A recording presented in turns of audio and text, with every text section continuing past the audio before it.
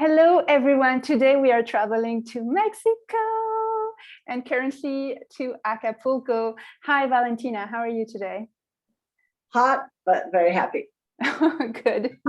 You're going to be telling a story on the show on June 13th. It's a very international show with 6 storytellers telling true and personal stories from 6 different countries. And I wanted to chat with you to know a bit more about your journey with storytelling.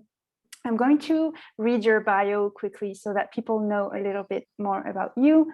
So you represent the Mexican arts with your stories, books, and music. As a storyteller, you have traveled many countries since the year 2000, taking the ancient and new words of your country to the young and old. As a musician, you've played Latin and Mexican grooves since '92 in different popular bands. You've also been teaching for over 20 years in various setups, from elementary schools to creative aging groups in community centers, as well as in top universities. Since 2007, you are the founder and director of nonprofit Zazanilli Cuentos A.C. Am I saying that right? Yes. Okay.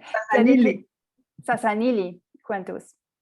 Dedicated to taking healing stories to communities in need, and you have published 4 books and produced 4 records with your work. Okay, so you have quite a bit of experience with storytelling. How did that start? Actually, it was a coincidence. I had been doing theater since I was 6 years old by impulse. Fortunately, my teachers let me organize these plays when I was 6. And then life got interesting in other ways. And I came back to art through music. And I became a percussionist and worked Latin music, what is called Latin music, which is or Cuban influenced music. And then I had a group we were an all-woman percussion band. There were 5 of us, and we would play different folk rhythms from different areas of Latin America. And it was very dry. It's like, okay, now these drums, now the next. So I had the impulse of explaining. And one day somebody saw me and said, "Hey, you're a storyteller. Why don't you tell stories?" And I said, "What is that?" And I had no idea that existed. And I took my first course, and I haven't stopped storytelling since 2000. And for me, it was an amazing possibility of uniting all my interests and capacities, because through music, you have the structure very clear. So that I use that, and the rhythms and the variations of intensity. Through theater, I had already some knowledge of being on stage and experience. And then also I studied political science, and I was in the guerrilla movement in El Salvador for many years. So through stories, I had the possibility of also bringing to people an idea that I wanted to share. So it was pure magic for me, and I love it. That's how I got to storytelling. That's so great. So do you remember, I'm sure you remember, your first time telling a personal story on stage? Do you remember how that felt? I don't remember. But I remember taking the challenge, because I'm totally, since I think age 6, I love fantasy. And the more crazy the world, the better for me. I mean, I wish I could marry Byron Munchausen, for example. And so I was a little uncomfortable with personal storytelling, but I knew a lot of people were doing it, and I knew I did it through my stories by, changing the endings and things. So I asked for a grant in 2014 to do a 1-hour show, because somebody had also said, "Why don't you talk about your years in the guerrilla movement?" And I was like, "Nah, you don't talk about that." But he insisted, and I said, "Okay, I'll do a show about it." And it was a whole year of working, and I traveled to El Salvador and all, remembering things maybe I didn't really want to remember. And I just remember saying, what did I get myself into? This is painful. But then again, once the show was finished, it was a big challenge how to make sadness into something inspirational for the person listening to you. Because I sort of believe that if you're going to share something, it has a little bit of hope, at least, even if it is a sad story. Right. And so, well, I called it poetic gore, what I ended up doing. And it was such a challenge. It was such an amazing challenge. But as I think you're part of the same club, I did fall in love with personal stories. But also being in the US for 2 years, my struggle was, yes, personal stories, but they are also community stories because we are inevitably part of a community. So I play a lot with magic in my personal stories. With this idea of being poetic about it. And also for me, it's very important that my personal stories be universal, that they do say something to somebody, maybe that is in China or in a place that with a different culture, but they could still connect to my stories. I don't know if I answered you. Yeah, absolutely. Fantastic. So you mentioned New York City. I was wondering where that was when you were aware that people were telling stories on stage, sharing personal stories, because that's not everywhere in the world. So was that in Mexico or in New York? Being in Mexico, sort of my rapport, my relationship to others was through a storyteller called Rosa Maria Duran, because she had the means and the vision of going to Emerson College in England to study storytelling. And so she was like my reference, said, oh, and people are doing this and people are doing personal stories. So that's why even before going to the US, I started looking into doing personal stories. Also, another friend, an actress, had done a show about her grandmother. So I said, I want to give it a shot. And then being in New York was, I could believe it. It was maybe 80%, my impression, I don't know the facts, but my impression is this is 80% personal stories and maybe 20% more folk tales, etc., which has changed. Amazingly, it has changed during the pandemic. This is so interesting, but that's a different story. Well, but yes, so on stage, and at the beginning, I was shocked because many of the people that tell personal stories are not necessarily storytellers. So my world was rocked.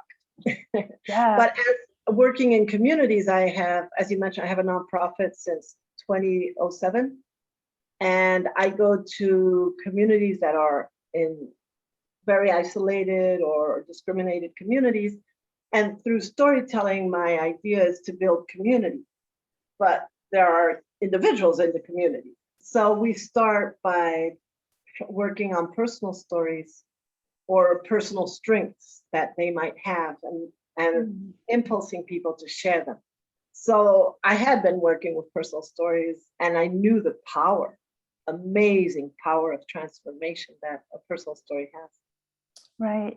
So would you say, how do you see the relationship between Mexican culture and personal storytelling? Or how does Mexican culture relate to personal storytelling? Is that something that's easy for Mexican people, or on the contrary, it's not really, I don't know. Okay, this is a delicate question for me. I will talk about colonialism. We are a colonized country, as most of them in the continent of America. But in my country, which is what I know, I have experienced, colonization, one of the main things that it did, besides exterminating 80% of our population, etc., was take the possibility of speaking away from us. There are 365 indigenous languages in Mexico, but they are frowned on. They're not considered good, something that is worthwhile. So that's one thing. Our languages are taken away from us. Our whole cultural structure is taken away from us. And then through the Catholic religion, the church, we are taught that we are here to suffer, to endure, and that maybe if we are good enough, if we accept what they give us here, then we might go to heaven and be able to be happy. But we are born to be in a field of tears. And therefore, we are taught to be submissive. And that means you are anonymous, and that means you don't speak out at all. And as a woman, it's even worse. So for Mexico in general, you don't talk about personal things. It is, especially a woman, it is so not right to do that. You are taught to be quiet. So Right. I worked 7 years with Indigenous women, elder women who had not acquired reading or writing skills. And it took us a lot of work, maybe 4 or 5 years before they could actually talk about themselves. We started with recipes, that was okay. And whenever you ask them, they would talk about the children, what they're doing, how great they are, but not about themselves. Mm. And then I worked a project with sex workers, we call them in Mexico, and older sex workers, women, all of them. And with them, they were so into being anonymous. It was so much so that in our show, they wore masks because they didn't want to be recognized.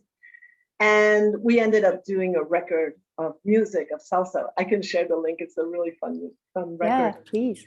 So we ended up doing a record of music, and in the songs were their stories, but they never accepted to tell their stories as such.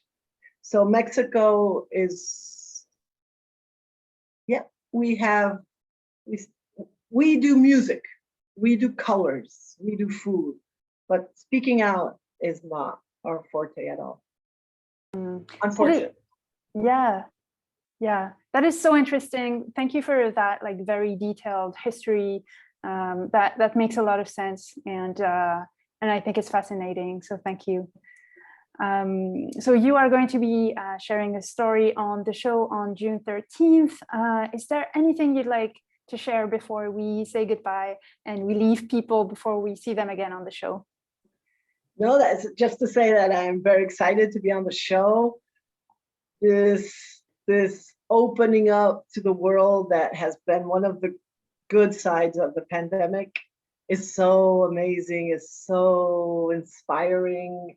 And to be able to share with 4, 5, 6 other countries, people from other countries, and knowing that people from other countries are going to listen to us, it's very inspiring. As I said before, it brings hope. It brings so much hope. There's no reason for borders to exist. And we have to find a way for language barriers to stop existing. Because if we know how other people live, then we're going to stop killing them, I guess. Yeah, I agree. Thank you so much. It was such a treat, and I look forward to the show. Thanks, Valentina. Okay. Bye. See you on the 13th.